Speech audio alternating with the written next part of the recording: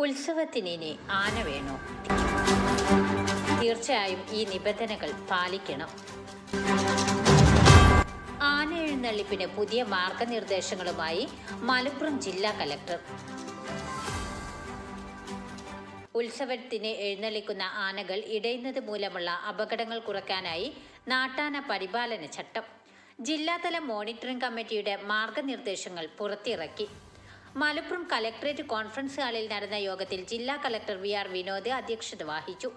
ഉത്സവത്തിന് എഴുന്നള്ളിക്കുന്ന ആനകളും ജനങ്ങളും തമ്മിൽ സുരക്ഷിത അകലമുണ്ടായിരിക്കണമെന്ന് കമ്മിറ്റി നിർദ്ദേശിച്ചു. ഇക്കാര്യത്തിൽ കേരള ഹൈക്കോടതി നിർദ്ദേശപ്രകാരം സംസ്ഥാന സർക്കാർ അന്തിമ തീരുമാനം കൈക്കൊള്ളുന്നതുവരെ ജില്ലയിലെ ഉത്സവങ്ങളിൽ എഴുന്നള്ളിക്കുന്ന ആനകളും ജനങ്ങളും തമ്മിലുള്ള അകലം സംബന്ധിച്ച് ജില്ലാതല മോണിറ്ററിംഗ് കമ്മിറ്റിയുടെ താൽക്കാലിക തീരുമാനം നടപ്പാക്കും.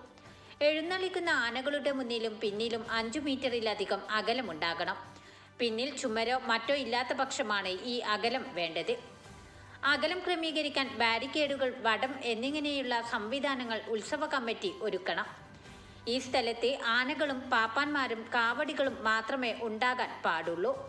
അപകടകാരിയായ ആനയുടെ സമീപത്തു നിന്നും ജനങ്ങളെ കാലതാമസം കൂടാതെ മാറ്റണം.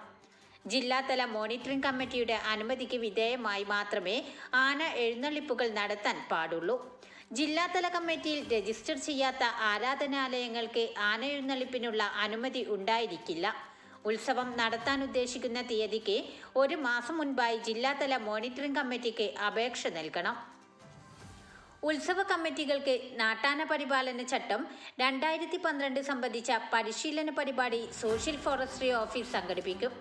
തുടർച്ചയായ 2 പ്രാവശ്യം നാട്ടാന പരിപാലന ചട്ടങ്ങൾക്ക് വിരുദ്ധമായ നടപടികളിൽ ആന ഇടഞ്ഞ് പ്രശ്നമുണ്ടായാലും അനുവദിച്ചതിൽ കൂടുതൽ ആനകളെ എഴുന്നള്ളിച്ചാലും ആ പ്രദേശത്തെ ആന എഴുന്നള്ളിപ്പിന് വിലക്കേർപ്പെടുത്തും.